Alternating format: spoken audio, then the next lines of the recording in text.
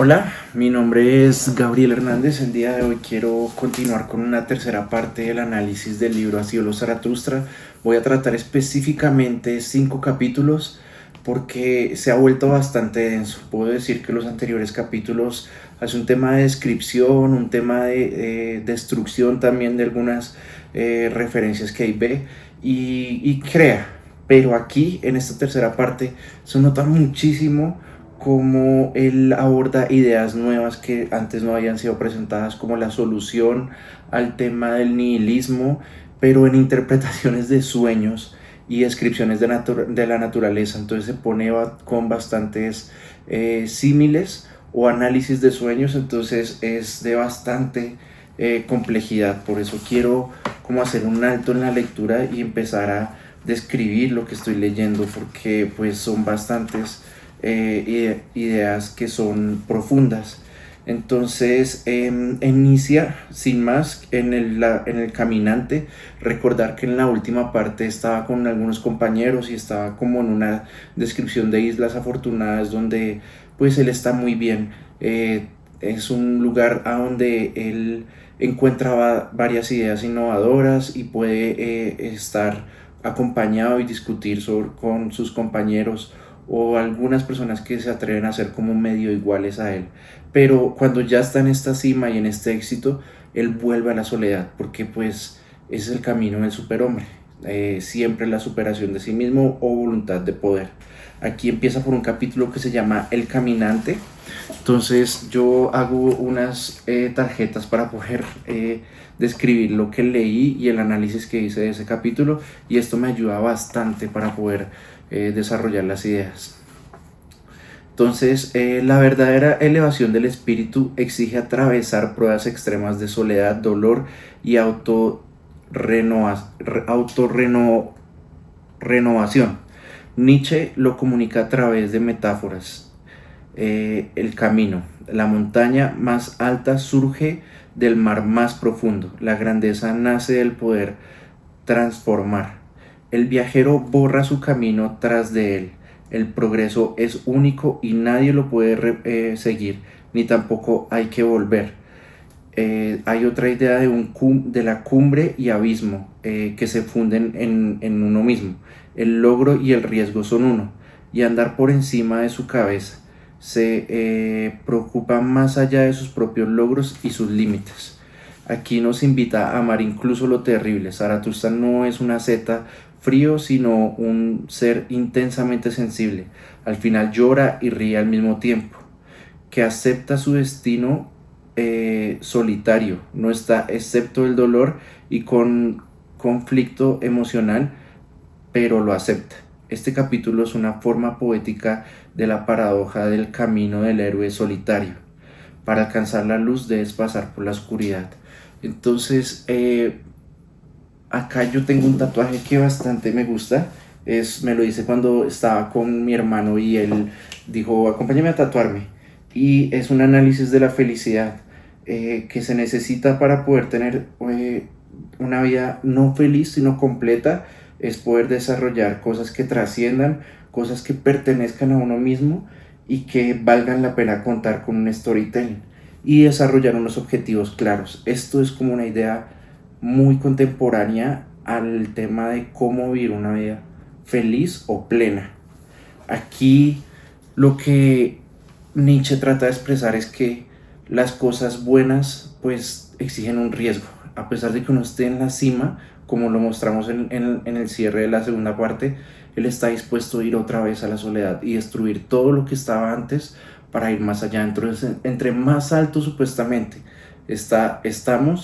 también deberíamos estar mirando la parte de la profundidad o el riesgo de caer, pero sin miedo o con coraje de seguir hacia allá. No se trata de no tener miedo, sino incluso sentirlo, pero avanzando, siempre avanzando, porque uno sabe que pues hay cosas mejores.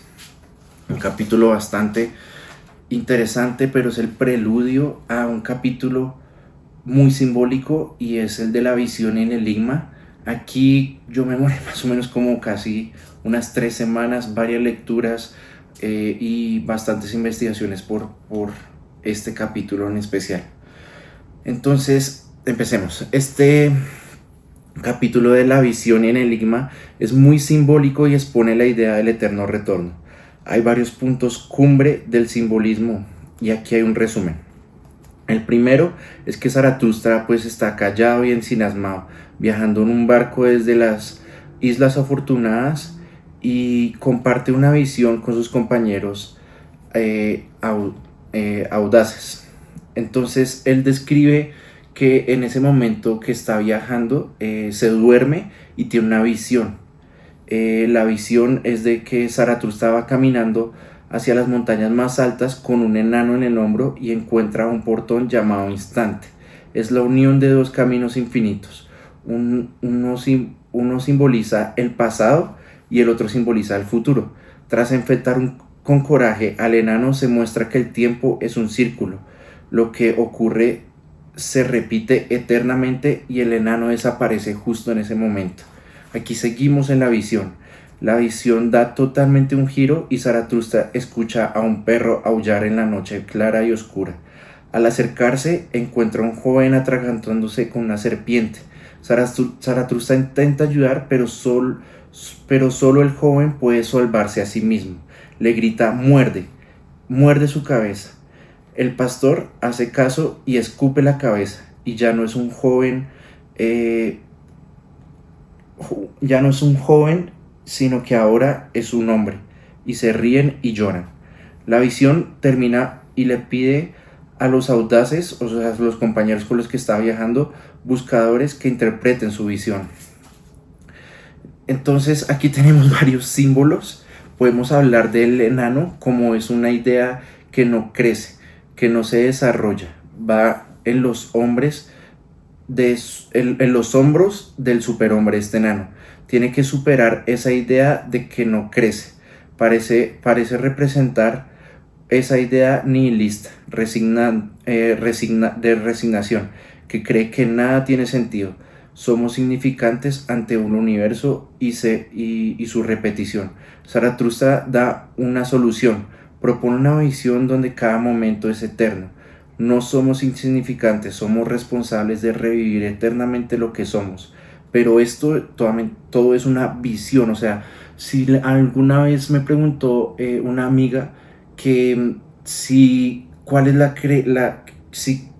si Nietzsche creía que él trascendía y, y volvía a nacer como en un tema de reencarnación, pero otra vez en la misma vida. Y aquí está la respuesta, que realmente él no cree en esto, sino que lo utiliza como una forma de explicar sus ideas más profundas para que las personas vayan más allá y traten de vivir una vida plena.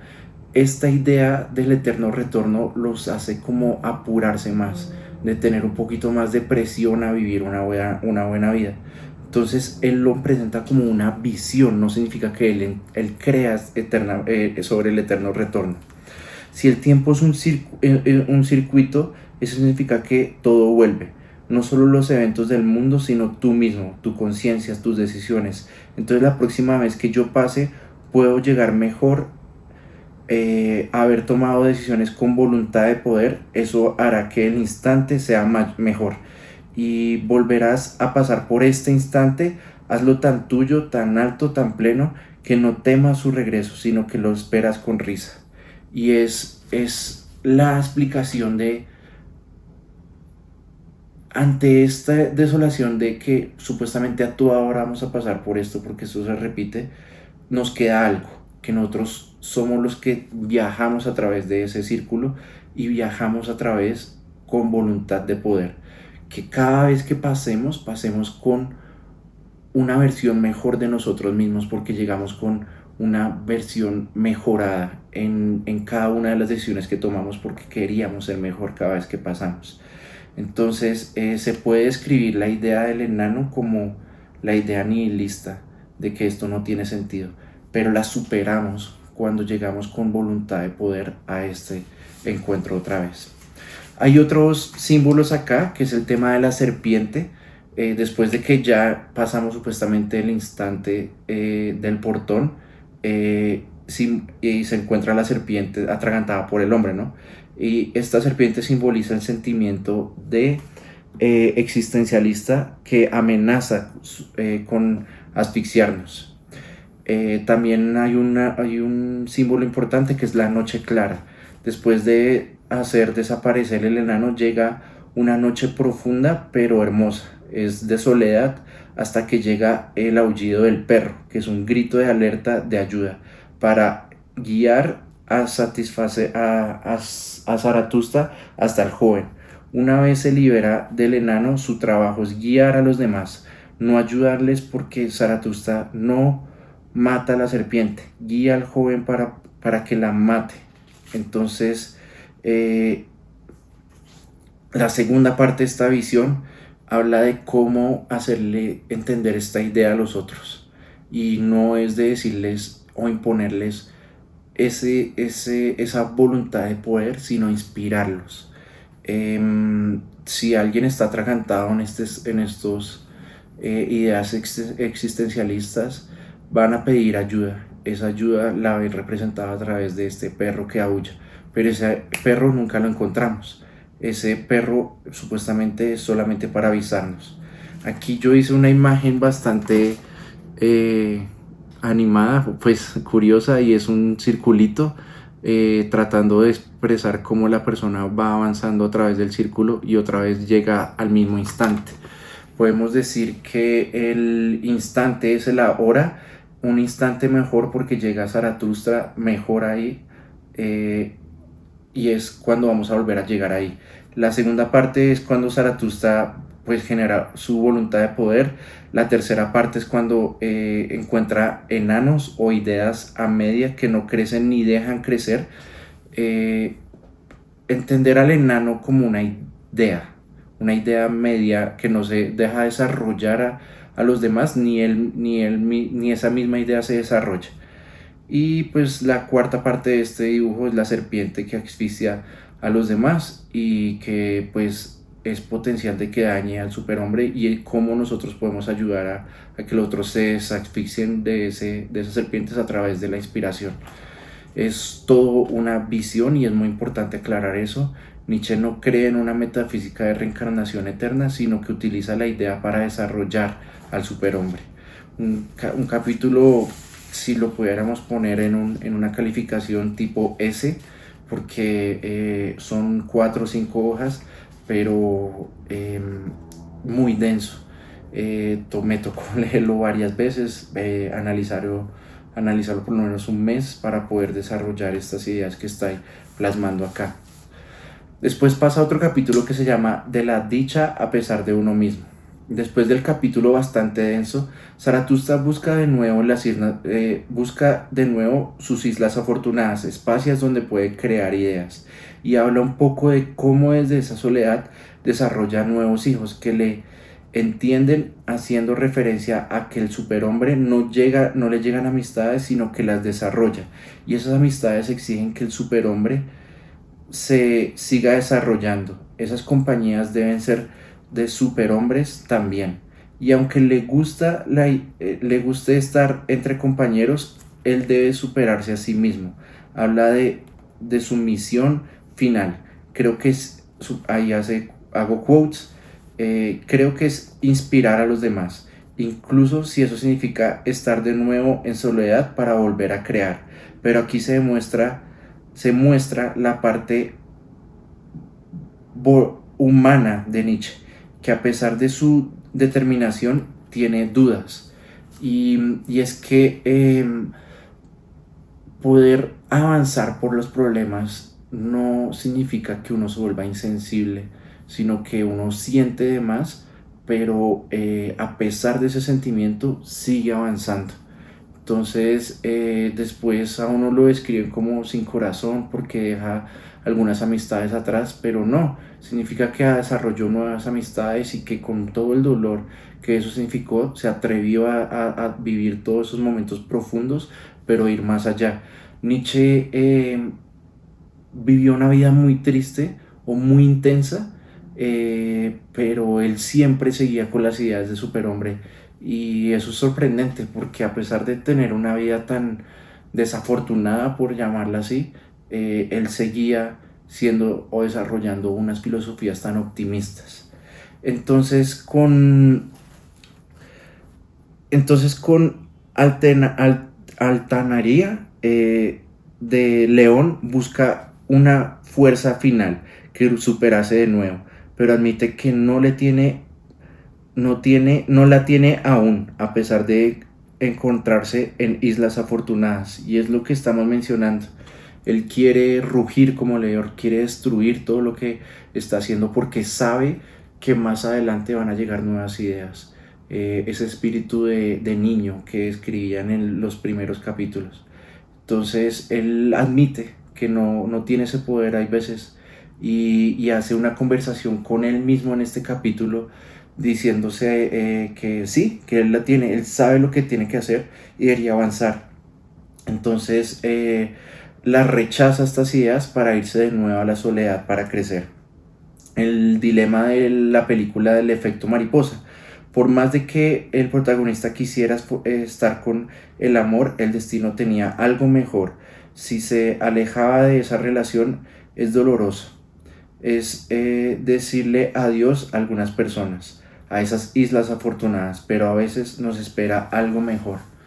Y es que uno es muy insistente en algunas relaciones porque pues son familiares, son amigos, son parejas, pero hay que trascender estas etiquetas que tenemos y es que pueden haber cosas mejores más allá de esas relaciones, y es el desarrollo de una persona y sus máximas potenciales que se pueden desarrollar en esa soledad o en ese camino que no va acompañado de esa persona. Entonces, este capítulo es después del tema del eterno retorno, me hace pensar cómo uno debería escoger las personas con las que va desarrollándose, porque estos amigos, él menciona que no llegan por sí mismos, sino que uno las va escogiendo y las va desarrollando como superhombres al mismo tiempo. Y está bien decir adiós, está bien poder avanzar sin amor o sin pareja. No significa que uno no sienta de nuevo, sino que uno siente demasiado y quiere cosas mejores para uno mismo. Después avanza en el tema del capítulo antes de la salida del sol. Este capítulo es muy simbólico. Aquí Nietzsche describe la naturaleza y hace un símil de la naturaleza poniéndolo como varios símbolos. La naturaleza entendiendo como el poder de la vida, las experiencias, las cosas del día a día, esas experiencias que se abrazan con inocencia. Esas experiencias lo hacen crecer a uno, es curtirse por cada vez que se cayó, pues no odiar en lo que pasó de caerse, sino que esa caída pues le genera que uno tenga un poquito la piel más gruesa para la siguiente caída. Esa es la naturaleza, la forma de ser de la vida es que pasan cosas malas de vez en cuando. Y también cosas buenas, claro. Aquí también menciona al sol como la racionalidad, porque en el capítulo es justo antes de que supuestamente vaya a amanecer, ocurre en la noche. Entonces entiendo la racionalidad como todo lo que se vivió después hay que pensar lo que se vivió y ponerle racionalidad a eso. Entonces, a la última parte del capítulo supuestamente sale el sol y es pensar todo lo que se ha vivido en esa naturaleza. Y el amanecer, la llegada a la racionalidad a la vida, vivir conscientemente. También habla de las nubes como lo ambiguo o lo tibio. Entendiendo estas 4 o 5 símbolos, aquí se muestra que Nietzsche busca la claridad y no le gusta a los que dudan o no dejan ver la profundidad. Si entiende que en el capítulo propone aceptar el devenir como es y ya sea bueno o malo. A los tibios les dice: quien no sepa bendecir, que aprenda a maldecir. Hay que ser claros e intensos. Zaratustra se identifica con alguien que dice sí a la vida, pero hay que aceptar que existe el cielo azar, el cielo inocencia, el cielo casualidad, el cielo arrogancia, y hay que aceptar como vienen. Estas descripciones de cielos es como pues la descripción de la naturaleza y en algún momento él se sorprende de la belleza que tiene el cielo, pero se molesta mucho porque hay algunas nubes que lo hacen como confundir, o ni siquiera confundir, sino que no dejan ver la claridad de lo que está pasando en la naturaleza. Eso a él los llama tibios, o ideas que no la dejan desarrollar con firmeza a eso. Entonces, sin una finalidad, entonces hay que vivir sin una finalidad. La verdadera sabiduría es entender que las cosas no necesitan una finalidad para existir. Así podemos estar por encima del bien y del mal.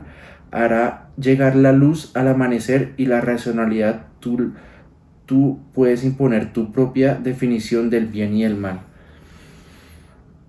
Muy a lo estoico aquí, que es básicamente sentirse como el protagonista de su vida sin dejarse afectar mucho por lo que ocurre en ese alrededor. Y, y hay que aceptar tal como viene esa naturaleza.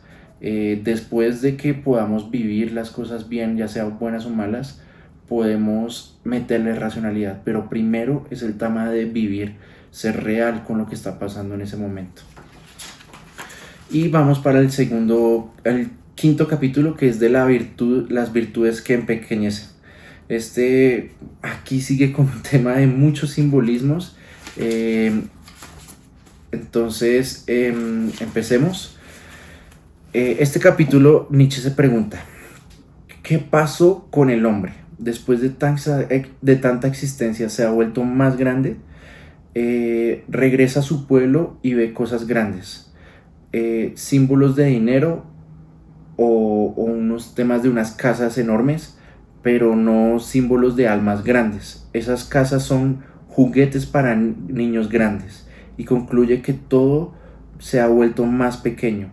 Hay que agacharse para poder entrar en las puertas de estas casas grandes. Estos hombres tienen virtudes que empequeñecen, que lo hacen menos. Virtudes como la modestia, que termina en mediocridad; la humildad, que es la falta de voluntad; la bondad, que es que es perpetuar la desgracia del otro; la justicia, que esto es entender una idea de justicia como algo personal y que no existe realmente la justicia social; y la moderación, que lleva a la mediocridad. No es que Nietzsche describa cada uno de estos valores así tal cual, pero son los que yo como leí entre líneas y pude sacar y como desarrollar de por qué estas, que sí son virtudes, pero que hay que solucionarlas poniéndose uno primero. Y es que si estas personas no se ponen primero a ellos mismos y empiezan a hablar de modestia, pues terminan en mediocridad. Aquí sigo la lectura. Aquí hay pocos hombres. Por eso se masculinizan sus mujeres. Si hay buenos hombres, las mujeres se redimen, pero no es machismo. Aquí se trata de elevar a los buenos hombres. Y es que esa frase, yo no sé, se pega bastante, porque en el tema de hoy en día en redes sociales se ve mucho como algunos aspectos de feminidad es expresado en el poder del matriarcado y abajo el patriarcado, pero es porque esta sociedad se ha basado mucho en hombres que los exaltan, pero esos hombres supuestamente los exaltan por su modestia, su humildad, su bondad, su justicia y su moderación, pero al que se salta todos estos protocolos lo transgreden y lo empiezan a llamar machista, o no lo dejan desarrollar como hombre exitoso supuestamente. En este pueblo estas virtudes vuelven mansos a sus hombres, a los lobos los vuelven perros. Este capítulo es un ataque a la mediocridad. Nietzsche también habla de los líderes de ese pueblo y los expone como actores, porque estos líderes dicen que ellos también sirven. Recordar que Nietzsche piensa que hay personas que se están desarrollando para servir, y hay otras que sirven para enseñar al hombre a sí mismo a mandarse. Estos son capaces después de mandar a los demás, y el líder tiene que distinguirse para no poder, para que pues no sea su eslogan, yo soy el primero en servir. Entonces aquí de nuevo lo puedo contrastar esas ideas de finales de 1800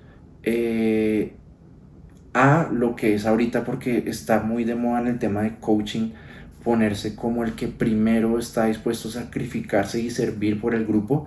Pero aquí voy a ser abogado del diablo defendiendo un poquito a Nietzsche, eh, de que una vez uno alcanza un tema de liderazgo porque ya se desarrolló a sí mismo y se supo mandar y teniendo buenos hábitos y haciendo las cosas bien por sí mismo, por uno mismo, queriendo lo mejor para desarrollarse a uno, es después el deber de esa persona mandar a los otros. Entonces cuando yo me desgasto en tiempo para poder hacer esos trabajos como de minucias, diciendo que yo voy a servir para inspirar a los otros en vez de hacer mi trabajo de líder para poder inspirar a los otros, estoy perdiendo un poco del tiempo. Entonces ahí va el tema de contratar a una persona que me ayude con el tema de las comidas o de la alimentación o el transporte, porque pues mi tiempo es más valioso y sería mejor utilizado en ese rol de líder en otras áreas que en esos momentos de servir y hacer las cosas para los demás. Entonces, tiene razón en Nietzsche en eso, en cuanto que los líderes no deberían de servir. Pero él no sé qué tan bien se vería hoy en día que un líder no haga las cosas porque dice, no, yo no estoy dispuesto a volverme a engrasar las manos porque eso ya es trabajo de otros. Y, y, y eso como que deja mal parado al líder, pero es algo que no comparto mucho y me ha costado esta idea y la seguiré pensando y desarrollando durante meses, pero es el tema de si el líder debería trabajar y meterse en la parte del hacer. Entonces Nietzsche dice que no, que él debería estar en la parte de liderar y vivir como un líder inspirando a los otros, diferente al servir.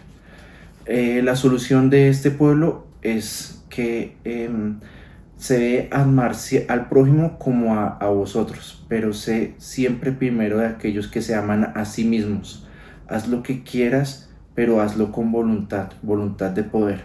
Nietzsche también menciona aquí que muchos hablan de él, pero no se atreven a profundizar y entenderlo. Entonces, es simple, está bien tener estos virtudes que empequeñecen: modestia, humildad, bondad, justicia, moderación o el servir cuando uno es líder, pero está bien si nos ponemos nosotros primero.